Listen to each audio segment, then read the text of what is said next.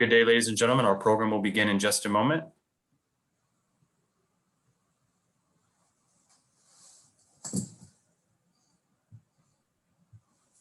Good day, ladies and gentlemen. Our program will begin in just a moment.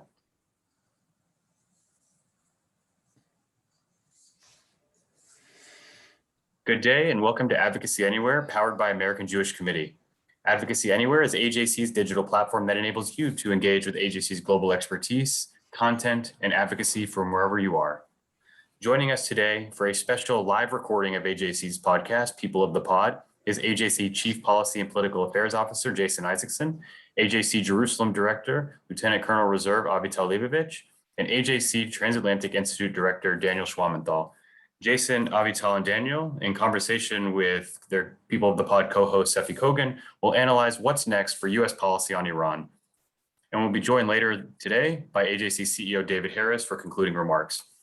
After we hear from Seffi and our esteemed guests, we will take your questions. You may email your question to questions@ajc.org, that's questions plural, or use the Q&A feature in Zoom. Seffi, the floor is yours. Thank you, Daniel. Hello, everyone. Good afternoon. I'm very pleased that today's important AJC Advocacy Anywhere conversation doubles, as Daniel said, as a live recording of AJC's podcast, People of the Pod. Let me just quickly say, if you'd like to subscribe to People of the Pod, you can do so on your favorite podcast app or by going to ajc.org/podcast. We have a critical topic today and a lot of ground to cover with our AJC experts. So let's jump right in.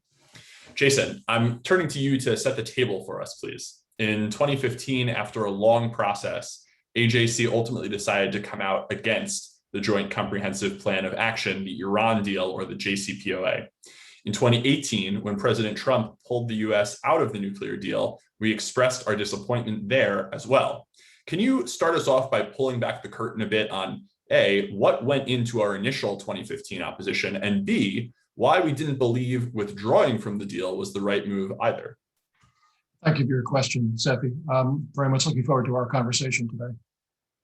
We were very concerned about the 2015 Joint Comprehensive Plan of Action for a number of reasons. But first, I should say, we spent some time examining it quite closely with then Secretary of State John Kerry, with the Chief Negotiator for the United States, Wendy Sherman, both of whom came to AJC's offices in New York to discuss this with our board. Our feeling was that the deal fell far short of what had been expected and what had been, in a sense, promised by the administration. It did not cover a range of of other threats that Iran posed in addition to its nuclear program.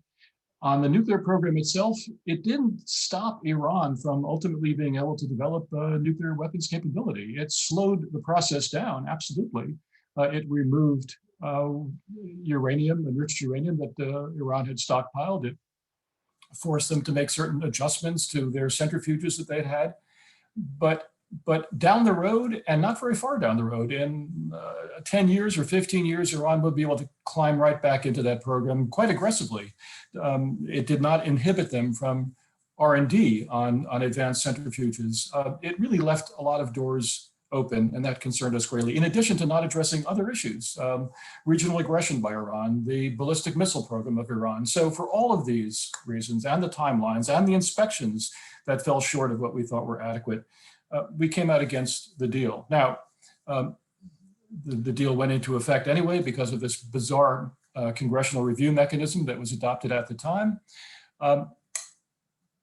There's a presidential election. The Democrat loses, the Republican wins. Donald Trump made it very clear throughout the campaign that he was opposed to the Joint Comprehensive Plan of Action.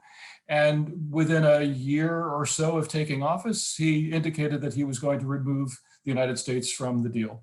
Actually, that took place in May 2018 is when the announcement came. And then in the fall, the United States was officially out of the deal. But before doing so, for the first year or more than a year of the Trump administration, there was an effort to bring European allies on board with a tougher version of the Joint Comprehensive Plan of Action, a way to kind of amend the Joint Comprehensive Plan of Action in cooperation with our European allies. That was the debate over whether to nix the deal or to fix the deal. Exactly. And some progress apparently was made, but not sufficient progress. And so in May, the president announced that the United States was withdrawing. At that point, AJC had been on record against the Joint Comprehensive Plan of Action, but we were especially concerned about this division within the alliance. And we thought that it was better to try to work together with our European allies to fix the deal than just for the United States unilaterally to withdraw, which might open the door to other aggression and other transgressions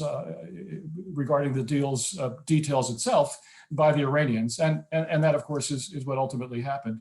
Now we're in a different ballgame. I know that's going to be the subject of this conversation.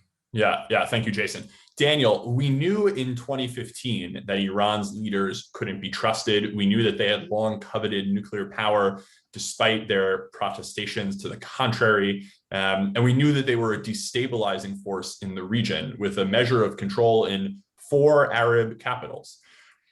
You are a astute Iran watcher. What additional data do you see today? What additional data do we have today about Iran's behavior subsequent to the JCPOA? And should we be more or less concerned about Iran today than we were in the run-up to the deal in 2015?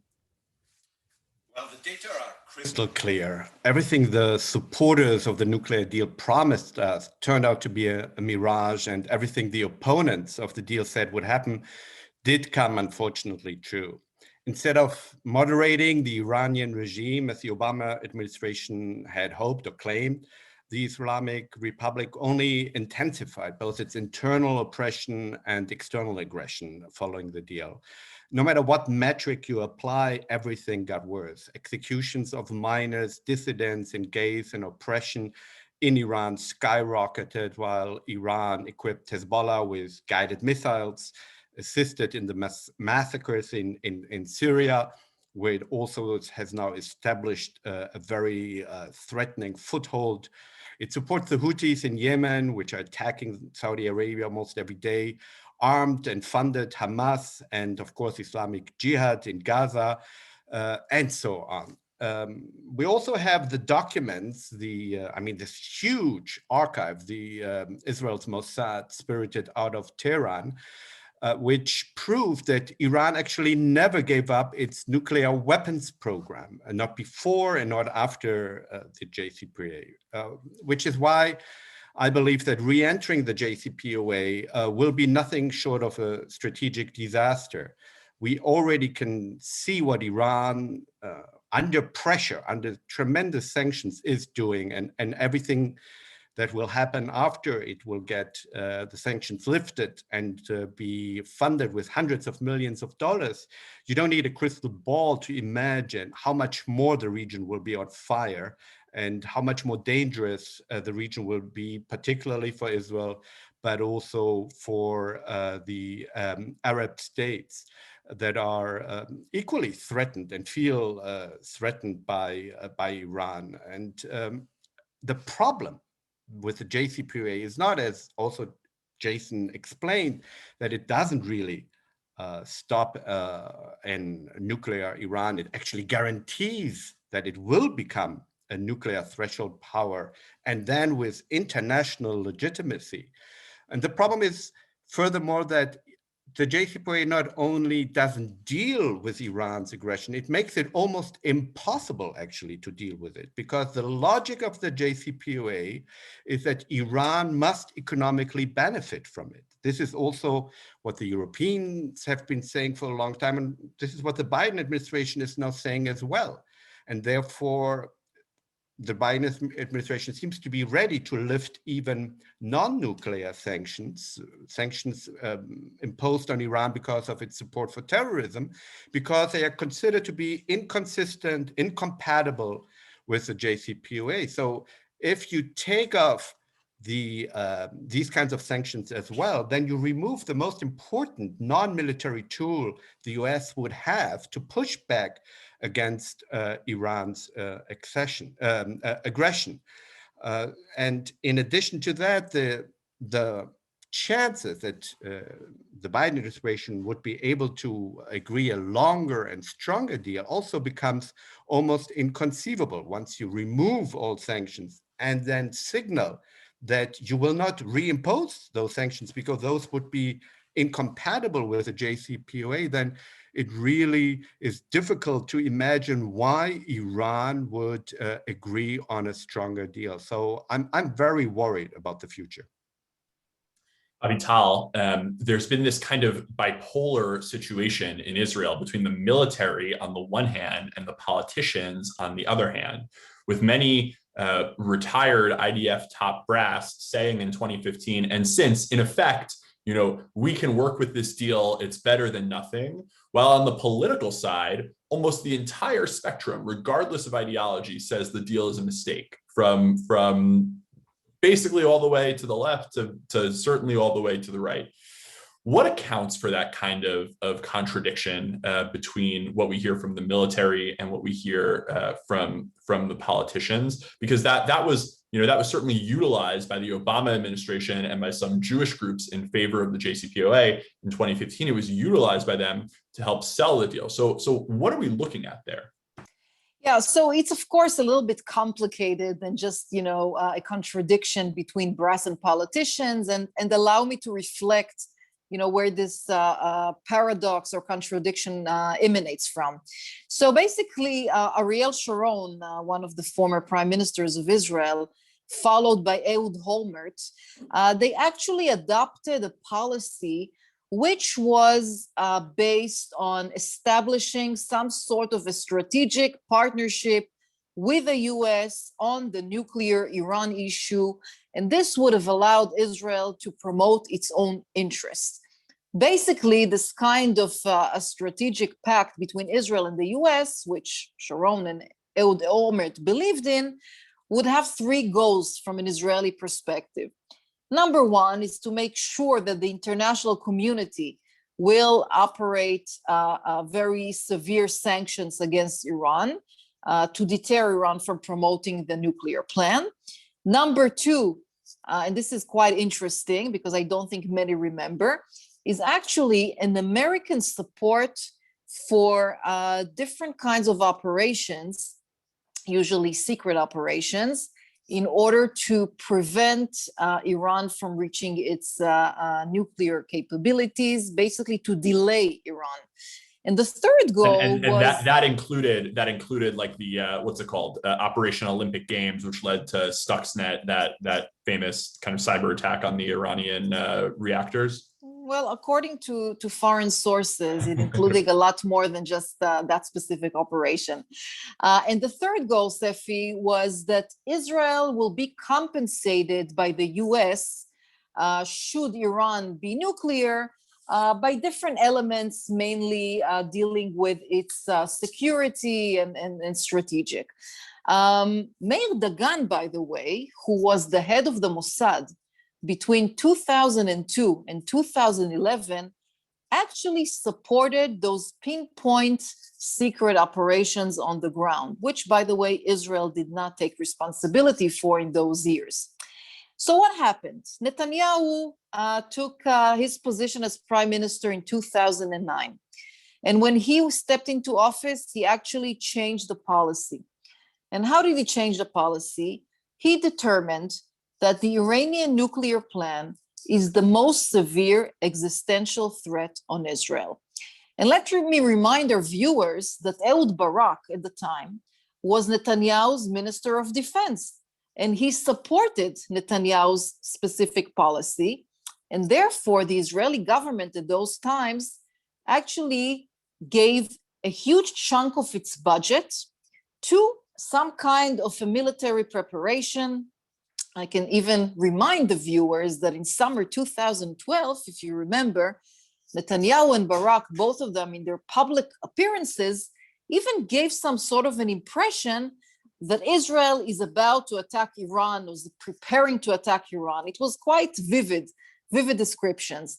I can also remind the viewers that President Peres at the time actually rejected this kind of move.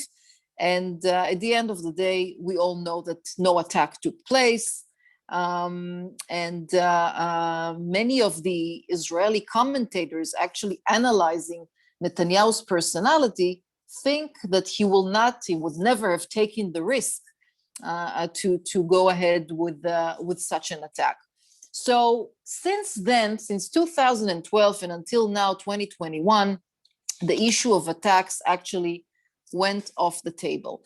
After the agreement in 2015, we began to hear different noises. And again, I'm coming here to the contradiction, Seffi, you mentioned. The former IDF Chief of Staff Eisenkot, for example, said that the agreement was actually the best alternative. The JCPOA 2015 was the best alternative from all the others, because this would have given Israel, according to his assessment, 10 to 15 years of quiet. Now, Netanyahu, on the other hand, along other politicians, and I'll get to that in a minute, actually said something else. I mean, according to Netanyahu, this agreement did nothing to change the Iranian policy, to turn it into more moderate. And he was referring to the regional Iranian involvement. Because as you know, here in Israel and on the borders, we have a huge presence of Iran, whether it's on Syria with militia, with Al-Quds force, whether it's in Iraq, Shiite militias, whether it's with Hezbollah and whether it's with Hamas. This is something that Netanyahu wasn't willing to hear. I can tell you that ever since then, until today, 6 years have passed, and most of the politicians in Israel actually accepted Netanyahu's position, namely Iran being the main existential threat for Israel, whether it's a left-wing party or a right-wing party. This is the evolution of the Iranian policy in Israel in the last 15 years. Of course, for the past 2 weeks or so, certainly over this month of May, we in America and Jews all around the world have been transfixed by what's going on in Israel. Our hearts go out to you, of course. You and our colleagues in our Jerusalem office know that. We also saw Hamas deploy weapons supplied by Iran, rockets, of course, as usual, also drones, which was fairly new for Hamas. How did this month's conflict, how did it shape sentiments in Israel about a prospective future deal or re-entry to the deal? You know, to what extent is there still a sense that this kind of a deal is, as Eisenkot said, you know, a good option for delaying the potential of a nuclear Iran? So in order to answer your question, I think it will be interesting to understand the security concept of Israel and what does it lie on, what does it rely on. There are actually 5 pillars for the security concept of Israel. Number 1 is deterrence, which basically means that the other side or the enemy side is deterred by certain capabilities which Israel has. The second pillar is prevention and influence. Basically, the idea is to lessen the threats by different kinds of actions of operations. The third pillar of Israel's security perception is intelligence. Of course, tactic level, strategic level, etc. The fourth pillar of the Israeli security perception is defense. And you mentioned the recent operation in Gaza, and definitely the defense was a huge part of the capability to live here and really to survive. I'm talking about different layers of defense, by the way, not only physical defense, which is anti-aircrafts like the Iron Dome batteries, which had 90% success rate in interception, but I'm also talking about cyber defense, for example, more virtual defense, if you like, because the home front or the civilian world is becoming more and more prone to attacks. And the fifth pillar of Israel's security concept is determination or victory. Basically, the capability to bring the other side to determination and to declare victory. These are the 5 concepts. And when you look at these 5 pillars, you can really understand that how Israel is preparing for a possible nuclear Iran.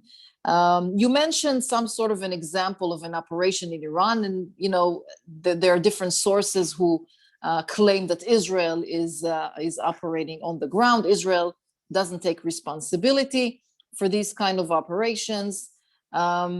There is an understanding that Iran understands very clearly the capabilities of Israel. And you mentioned the recent conflict in Gaza, and there is no doubt that Hamas, as well as Hezbollah in Iran, watched closely how Israel operated in Gaza, whether it was able to deal with a barrage of 130 rockets within a few minutes, whether the Israeli aircrafts were precise in their targets, and so on and so forth. So the bottom line is that there is no change from an Israeli perspective. Iran is still the existential threat, the number one existential threat for Israel.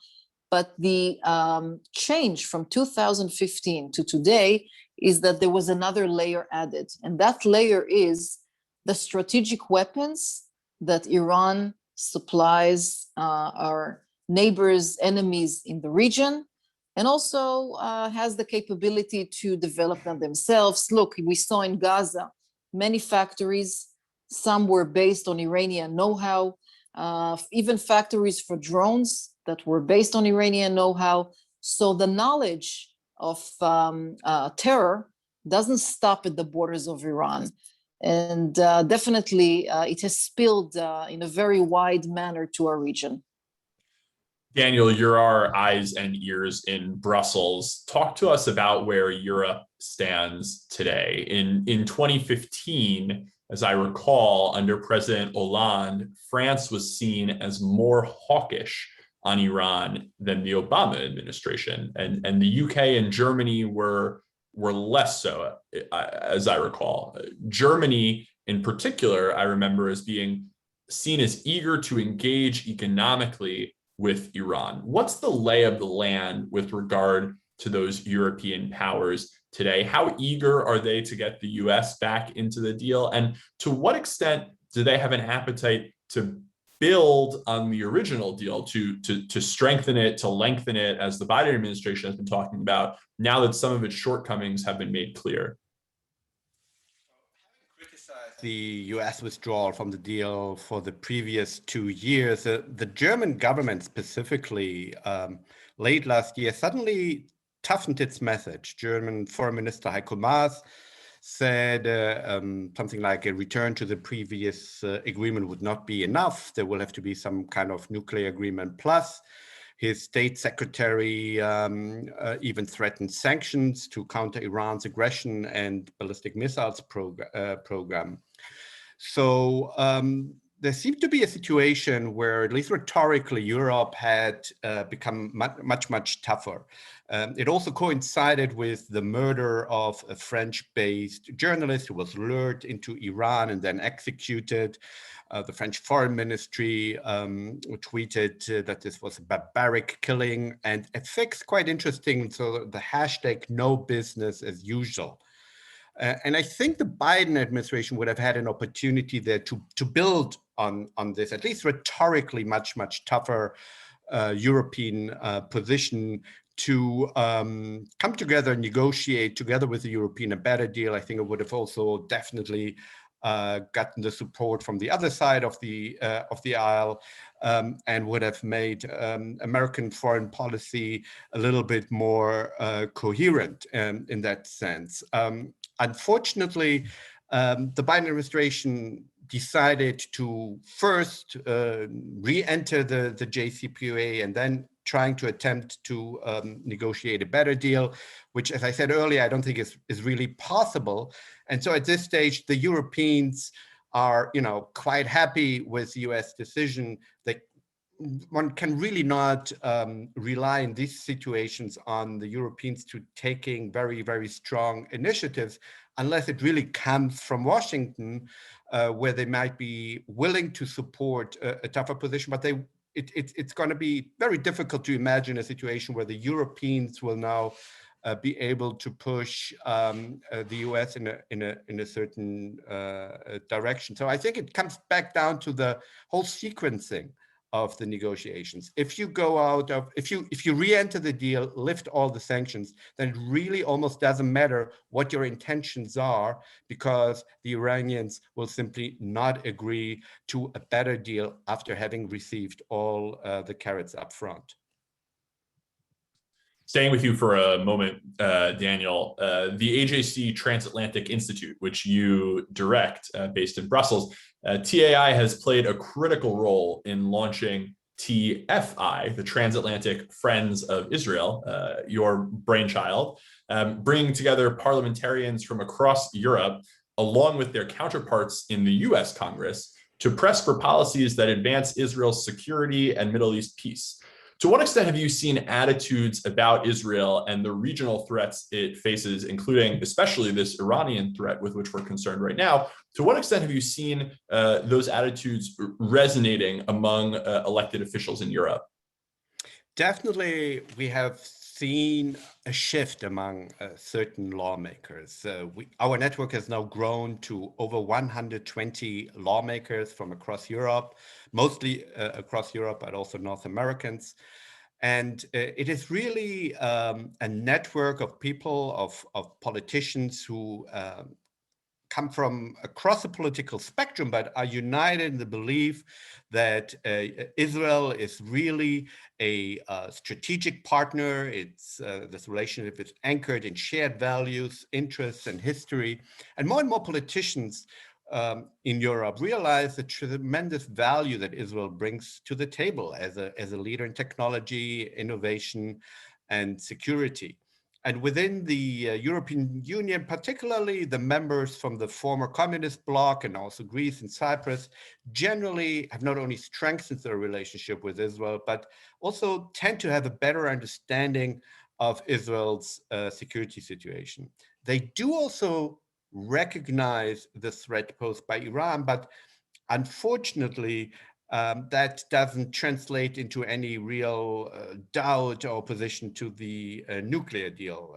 There never really has been a proper discussion in Europe about the deal. As soon as there is a diplomatic breakthrough of any kind, there tends to be in Europe an almost automatic embrace.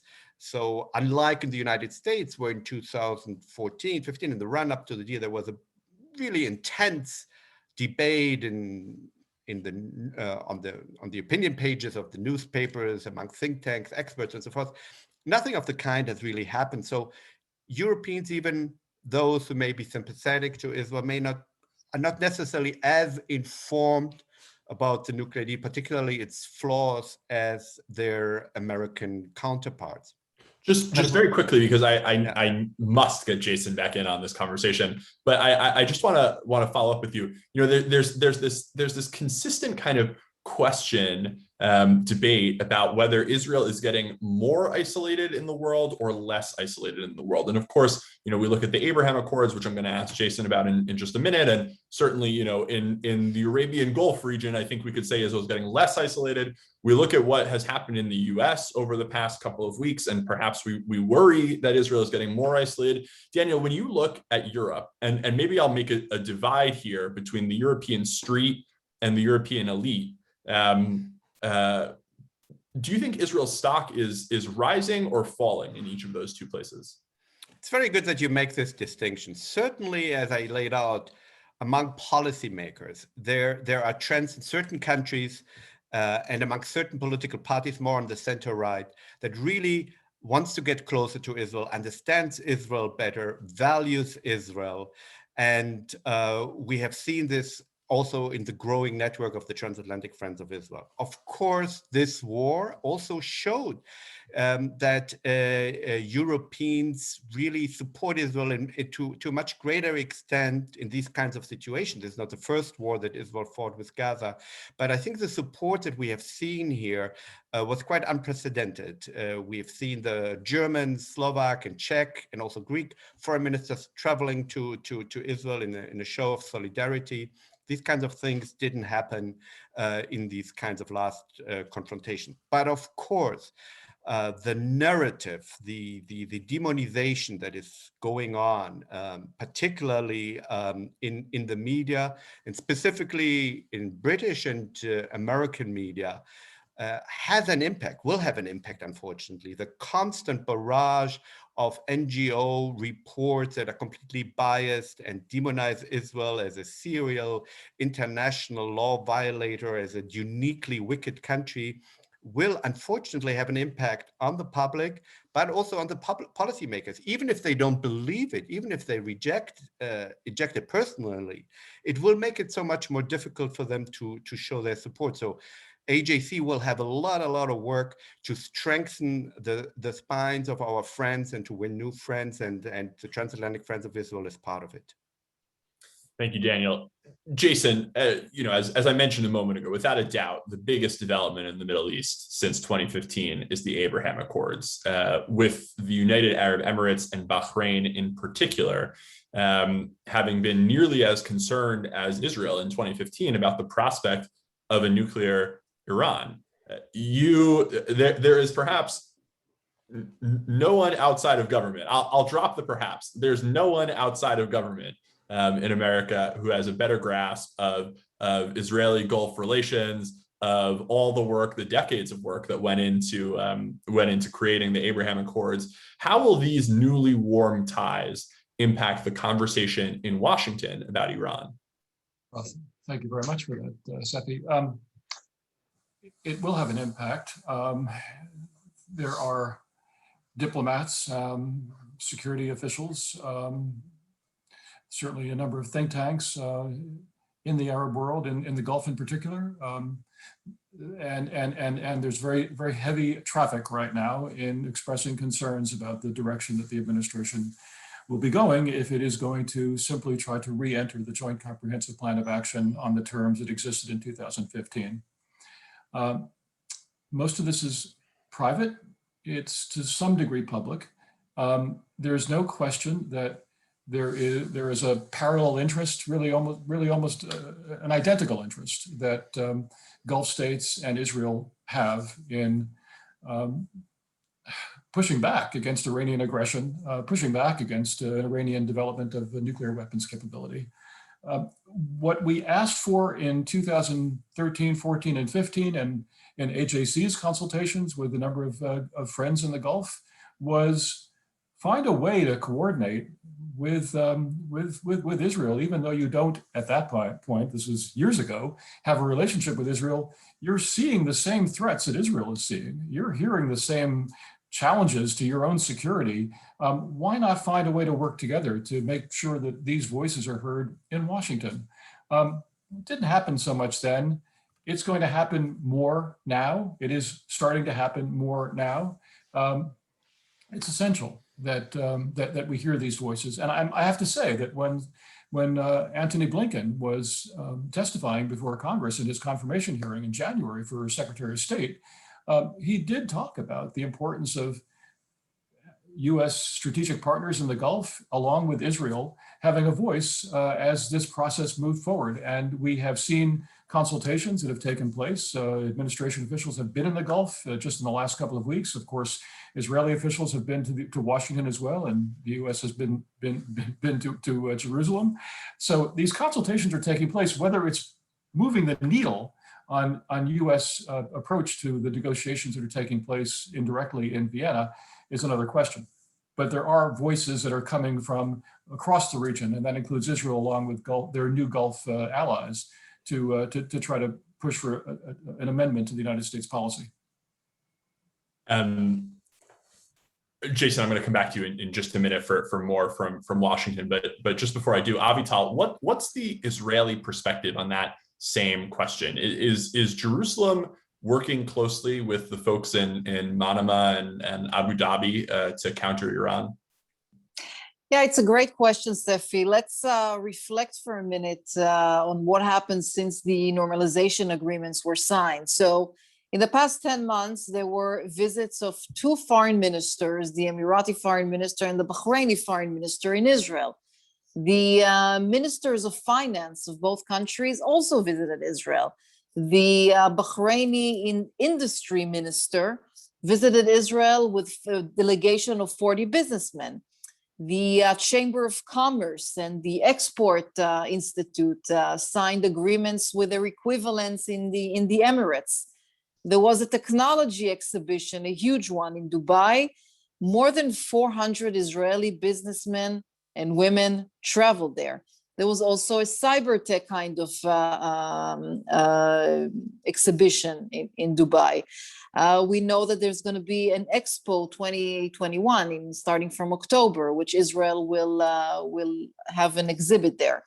Of course, the official diplomatic representations in Israel were opened in Abu Dhabi and in Dubai and in Manama. The Emirati embassy has been opened in Israel. And a few more other interesting things took place, which I'm sure our viewers are interested to hear about. For example, in December 2020, Israel joined for the first time the International Security Alliance called ISA. And this alliance is basically a combination of ministries of internal security from the Emirates, Bahrain, Morocco, Spain, Italy, Slovakia. And the rationale behind this is to actually cooperate on different security, internal security, and also exchange information in order to enrich each country's knowledge. I assume that the next stage that we can expect in these relations is some kind of a security cooperation, for example, joint military exercises. We've just seen, by the way, last month in April, a joint exercise which took place in Greece. And we've seen fighter jets from the Emirates flying next to Israeli jets, American jets, French, Spanish, and Cypriot. And if you look closely, this is exactly to answer your question, if you look closely at the goal, what was the goal of this specific exercise last month, you can understand how we share the same kind of threats. The goal was actually to exercise different kinds of aerial battles, talking about threats of missiles, which are ground-to-air missiles, and also fighting in enemy territory. So just to summarize, the way I see it is that the Emirates and Israel have a lot of potential to continue and have joint exercise and trainings, also in the field of cyber. Not everything has to do with, aircrafts and other issues. Exchange of information, different kinds of information, especially we are seeing now the maritime trend, the Iranian maritime trend of attacking Israeli vessels. And of course, I mentioned the ISA. And this is, I think, quite a long list for a very short time of normalization. Thank you, Avital. Let me just say before turning to Jason, the nearly 500 people who are with us here in this Zoom, which of course is not even counting the many, many people watching on Facebook and who will watch the recording later. But you all have been doing a great job of sending in questions. This is your last chance before I turn things over to Daniel Silver to ask those questions, to send in a few more. So by all means, please do so either via the Q&A function on Zoom or by emailing your questions to questions@ajc.org. So here's my last question. Jason, say a word about the Washington insider perspective here. Senator Chuck Schumer was a prominent opponent of the JCPOA in 2015. He's now the Senate Majority Leader. Senator Bob Menendez was also very opposed in 2015. He now runs the Senate Foreign Relations Committee. So that's a couple of very significant potential roadblocks for the administration on the Senate side of the Capitol. And then I'm very much an amateur vote counter here. But with the Democratic majority in the House so thin, I just don't see a majority of House members who would vote for, just any sanctions relief package. So what's the view from the Hill going forward on this issue? Thank you, Seffi. I think if you conducted votes today in the House and the Senate, you would not get a majority in support of rejoining the Joint Comprehensive Plan of Action.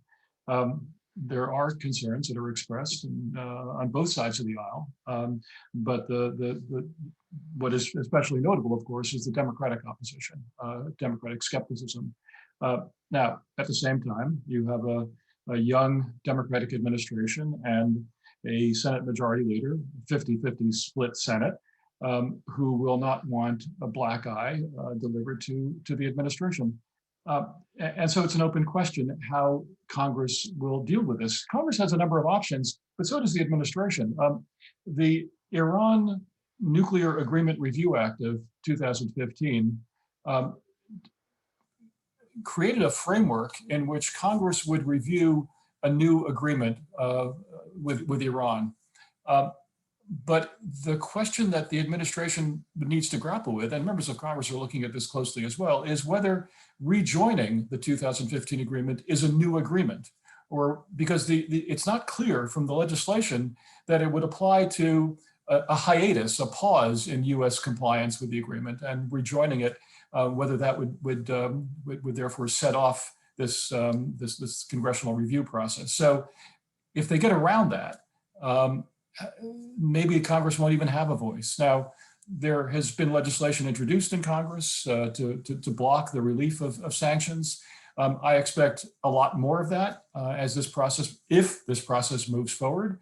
But it's also possible that if the administration really does want to change anything in the 2015 agreement, and of course there have been signals saying that they want to start with 2015, then ultimately go to a second follow-on agreement, whether that's even conceivable. And we've heard Daniel's quite sharp views on that as well. And there are many who believe that it's not going to be possible to have a stronger agreement after you've rejoined 2015.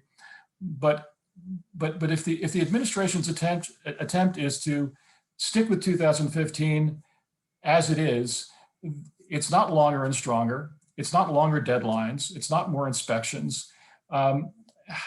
And they may be able to get that through a Congress without a review, but there will be outrage on Capitol Hill, and they're going to have to deal with it. Thank you, Jason. Daniel Silver, over to you. Thank you, Seffi. Our first question comes from Jabbar Al-Abadi on Zoom. And this, Daniel, I'll address to you. Recently, Hamas so-called leader Ismail Haniyeh admitted in a press conference held after the agreed ceasefire that Iran supplies weapons and finance to Hamas.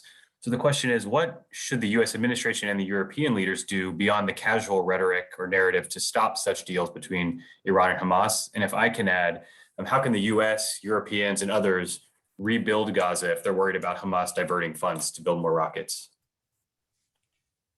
Well, on the first question, clearly, as I said before, the best policy would not to rejoin the JCPOA and not to equip Iran with hundreds of billions of dollars, which will enable the Islamic Republic to create much more war and misery and supply not just Hamas and Islamic Jihad and others with advanced weapons. It will allow Iran itself to buy advanced weapons from Russia and China, because as part of the JCPOA, the conventional weapons embargo expired last year. Until now, Iran didn't have any money, and until now, the Russians and Chinese were worried about American sanctions. Both concerns will soon go away, and Iran will be able to buy advanced weapons. So once the US rejoins the JCPOA and Iran will get hundreds of billions of dollars, I don't see any realistic possibility to stop it, to stop what Iran has been doing now for almost 30 years. And I think on the second question, I'll pass it on to Avital. Yes, so we are now at the stage after the ceasefire was announced on Friday. We're now at the stage of beginning negotiations with Hamas through mediators, of course, because Israel doesn't do those negotiations directly. And one of the main concerns that Israel has is how do we prevent from the money, which is being poured to Gaza by Qatar and by others, from reaching the capabilities again to build terroristic infrastructures like we've seen. And how did this money would eventually reach the right hands? I mean, people who really need the money, the civilians of Gaza. And Iran, of course, is a part of that sponsorship. One of the ideas being currently discussed is some kind of an international mechanism that will actually monitor in a better way the funding. By the way, this was tried in the past and it failed. And therefore, there is another option, which is currently on the table, and that is passing the money to the Palestinian Authority, and then the Palestinian Authority will distribute it inside Gaza. The question is that we have to ask ourselves whether the Palestinian Authority would agree to take this responsibility. I'm not sure the answer is yes. But in any case, there is no doubt that Iran is heavily, heavily involved and invested in Hamas, in manufacturing rockets, in teaching know-how from how to plant bombs to fly drones. And there has to be a disconnect. And by the way, the question is a lot bigger than just Hamas and Gaza. We are talking about a huge regional impact of Iran. And the question we need to ask ourselves is whether the new JCPOA or the renewed JCPOA will even address Iran capabilities all over the region.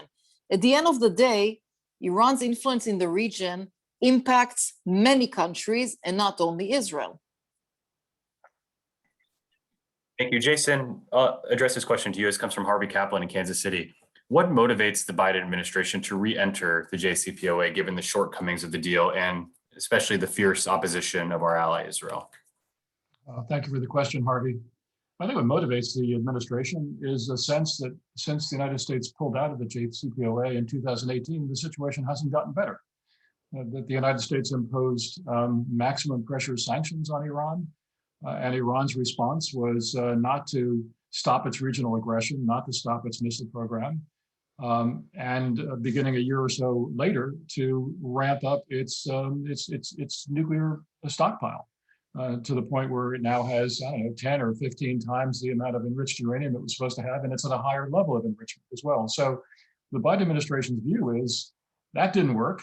We're better off going back to 2015 and then trying to use that as a base for something better. I don't question the notion of trying to do something better, but it's not clear how you get to something better if you've given up so many of the sanctions. Certainly, if they give up all the sanctions, there's no possible way. But even giving up the most significant sanctions the United States imposed, how you get the Iranians back to the bargaining table in good faith to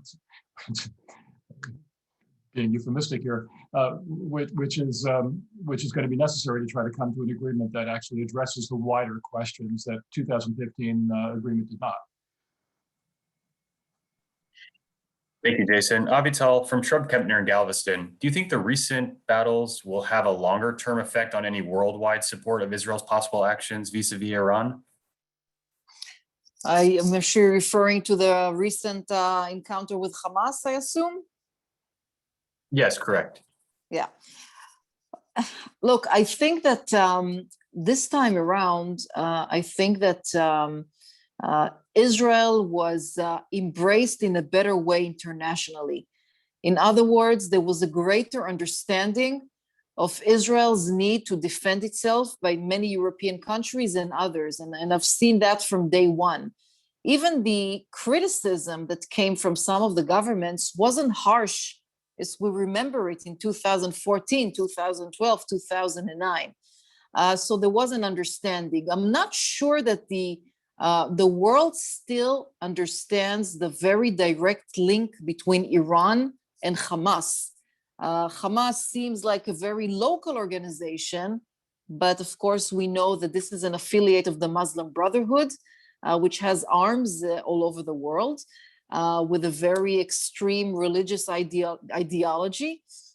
And there was an interesting interview of one of the co-founders of Hamas, Muhammad Azahar, earlier this week by a Sky reporter. And the reporter asked him one question: does Israel have the right to exist?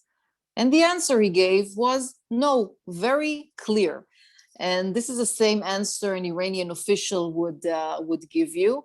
And therefore, we in AJC have to continue and remind our friends all over the world and those who also are not our friends, the very, very clear and direct axis between Iran, Hamas, and other terror groups in the region. I'm not sure it's clear enough, even one operation after another. I'm not sure it's sufficient. Thank you, Avital. We have time for one final question before we hear from AJC CEO David Harris. So let me ask this to you, Daniel, from Phyllis Horowitz in Dallas, Texas. You spoke earlier about the big European powers, France and Germany specifically, but what about some of the smaller EU member nations? What role will they play in this process this time around? The Iran negotiations were conducted by the United States, Russia, China, and on the European side by Germany, France, the UK, and the EU. So the other countries, smaller or bigger, unfortunately don't have an official role in these negotiations. But of course, they can have an impact. And if there are governments that we can help convince to make their concerns heard, then that would of course be helpful. But ultimately, really what counts is what's happening in Washington, first and foremost, and then what's going on in Berlin, Paris, and London. I just want to thank our panelists, Jason, Avital, and Daniel, and now turn the floor over to AJC CEO David Harris for an important closing message. Seffi, thank you, and allow me, if I may, to kvel, to use a wonderful Yiddish word. I'm not sure how many non-governmental organizations anywhere, much less in the Jewish world, could have this kind of high-level, thoughtful, nuanced discussion on one of the most important policy questions facing the United States, Israel, the Jewish community, and the larger world. So my hat off, so to speak, Seffi, to you for moderating, and to you, Jason, and Daniel, and Avital for conducting this conversation. I just want to bring, if I may, in the closing minutes, my own perspective and go back for a few moments to 2015, the year of the JCPOA. We were quite involved in conversations with the administration and with many others here in the United States, in Europe, in Israel, and elsewhere, in trying to understand the deal before offering our own view. And indeed, when the deal was announced formally on July the 14th, 2015 from Vienna, you could see kind of how things fell out. Those who sided with the Obama administration on just about anything very quickly endorsed the deal. Those who opposed the Obama administration on just about anything quickly opposed the deal. But I doubt very much that any of them really had the chance to read the deal in all of its complexity and length, understand it, and reach their own independent conclusion. We, AJC, not being partisan, not being ideologically driven, understood that there was a responsibility to act appropriately, which meant that we took more than 3 weeks gathering our lay and staff leadership together, consulting with a variety of politicians and experts here and around the world. And only after 23 days did we express our view. And I think one of the reasons, if I may say so, why our view was taken seriously in many quarters was precisely because people understood that at AJC, we were not going to act robotically or reflexively based on political or partisan instinct. Our position at the end of those 23 days was to oppose the deal. And I'm particularly proud of the position of the statement that we drafted, both because of its detail and its nuance, but also because of its respect for the drafters. We ended up with a different conclusion, but nonetheless, we attributed good intentions, goodwill to those on behalf of the Obama administration and the other countries involved. Why did we end up opposing it? And I think it's extremely relevant to the conversation now in 2021 that we've just heard. The essential reasons were, number one, we opposed it because the concept on which the deal was based, in our judgment, was illusory. It was a kind of self-delusion. We allowed ourselves to believe as a nation, and I heard this with my own ears from the very top US officials.